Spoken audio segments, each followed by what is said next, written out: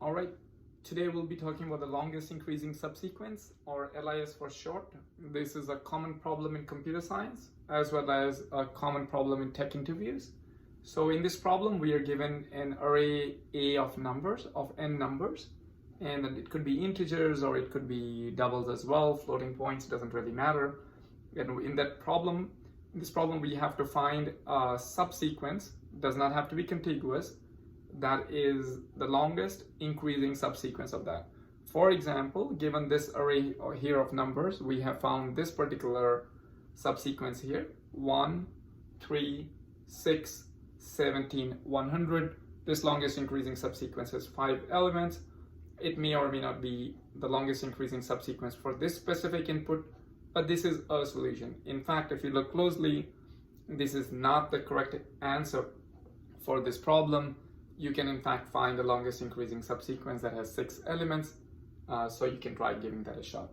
Now the question is, how would we find the longest increasing subsequence using dynamic programming? So using dynamic programming, when we solve a problem, we have to follow the 4 steps. We have to come up with the right notation, prove the principle of optimality, find a recursive formulation, and then finally write the algorithm and analyze it. So let's go ahead and do that exactly. So in this case, what we'll do is we'll start with the notation here. So the notation that we will use is LISI of I is equal to the number of elements in the longest increasing subsequence that ends at I. Okay, so that's our definition. That's the notation that we're going to be using. So why is that a sufficient notation for this problem? In a regular dynamic programming formulation, the notation should be able to solve the problem for all the subproblems that we might have to encounter in that case. So let's come up with a recursive formulation so we can see whether the notation is sufficient or not.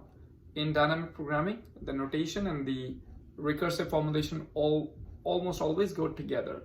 If you change the recursive formulation, you may have to change the notation as well. So in this case, let's write the recursive formulation. The recursive formulation could look like this.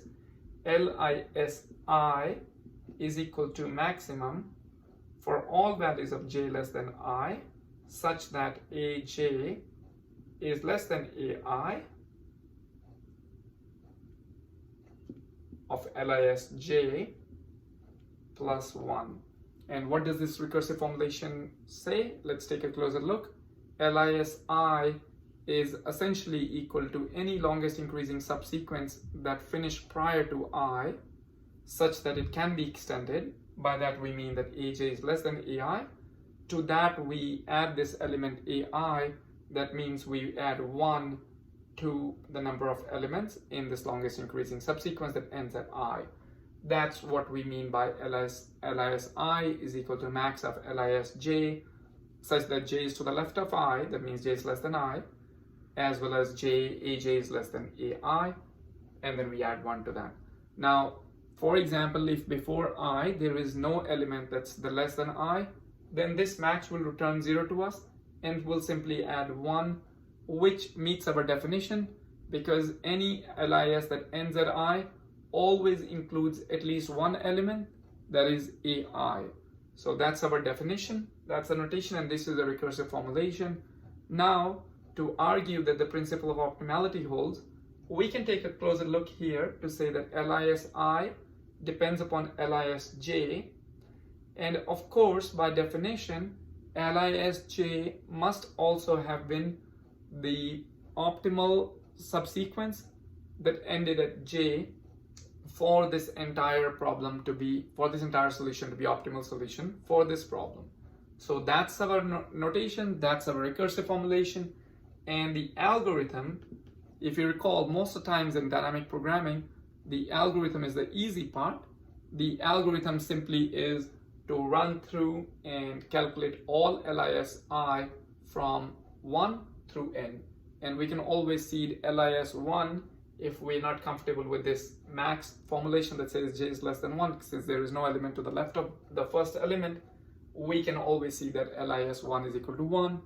which meets our definition because the longest increasing subsequence that ends at element 1 is of course 1. has a size 1. So that's our recursive formulation, that's our array. What about the time complexity of it? The time complexity of this can be written as, we're simply going to have one loop for I is going to go from 1 through n, and in that we don't have any other loop except we do have this max. So this max is essentially another loop where j goes from 1 through I. So this essentially gives us a theta n squared time complexity for this algorithm. And that's our algorithm for longest increasing subsequence. Now there is definitely room for improvement here. We don't really have to spend order and time in doing the search for j. We are able to run this in log n time if we do something similar to a binary search in this case. And that's an advanced variation of this. So the LIS problem can certainly be solved in n square time, but it can also be solved in n log n time. So that's the longest increasing subsequence problem. Here's an example. This is the notation that we use. That's a recursive formulation. And finally, the algorithm is something as simple as running 2 loops to say for I is equal to 1 through n. And within that, we try to find the LISJ, the best one that matches the maximum one, which essentially is just another loop on j from 1 through I, which gives us an n squared time complexity in the easiest form. And we can also improve that to n log n time if we like to do that.